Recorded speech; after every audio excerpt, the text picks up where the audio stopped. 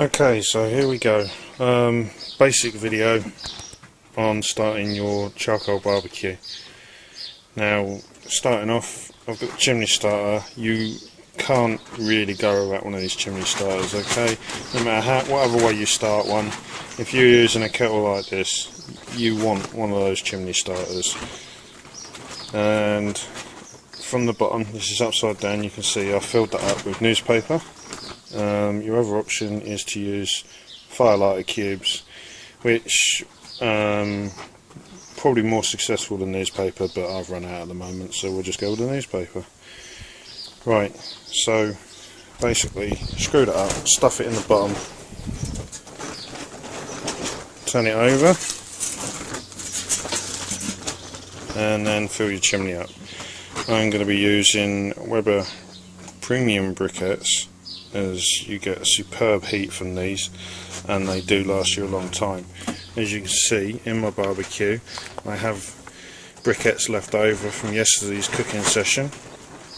Basically when you're finished cooking, you just need to shut the vents on the top and bottom of your barbecue and put the lid on, and they go out and they're reusable. So I'm only going to be using half a chimney of briquettes for what I'm cooking today. I'm not cooking anything major, so I don't need a lot. When they're hot enough and I tip them on top of the burnt out briquettes there, they'll reignite and they'll just burn through and give me that heat that I need. So let's get this chimney filled up a second. Okay, as you can see, I've only filled my chimney up halfway, only just halfway. That's really all I'm going to need. I'm just doing a quick lunch of some burgers and sausages and chicken legs. And that's it really. So we've got that filled up. And then using your firelighter, ignite the newspaper or your lighter cubes, whichever you're using, and then place your chimney starter on your charcoal rack underneath and leave it to burn. So I'm just going to ignite mine up now.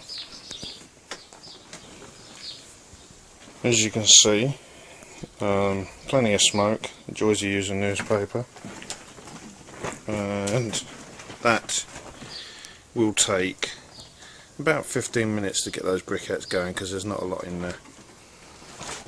If you're going to be filling that chimney right up to the top for a larger barbecue or something you're going to be cooking for a long time, then you're looking at about 25 to 30 minutes.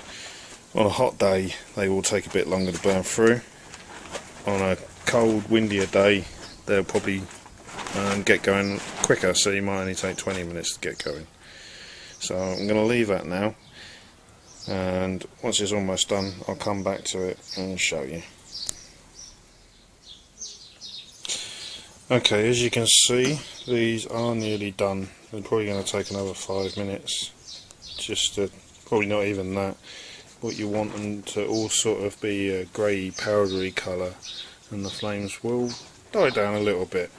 Once you've got that effect, then you're ready to tip up your coals and pour them onto whichever section you've got.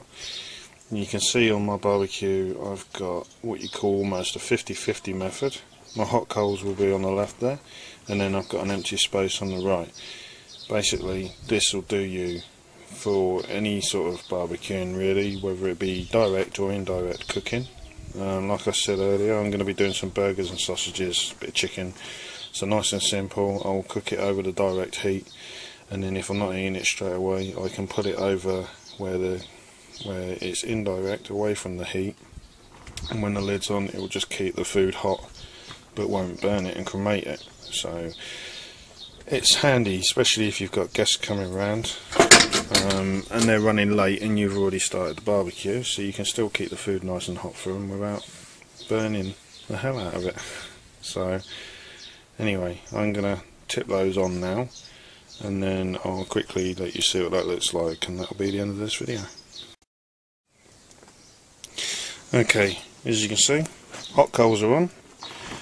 Cooking grate is back on, so what I'm going to do now is put my lid on, let that cooking grate get nice and hot, lid off, and then I'm going to attack the grate with my wire brush. That just gets off what's left on there from last time it cooked, and that'll be good enough to go, and I can start cooking. All I will say, when you do tip your hot coals in, I do recommend wearing some barbecue mitts when you do it, because you do get hot ash and that come back, and the chimney starter will be quite, well, the handles and that, although they've got a cooling shield, they'll still be quite warm.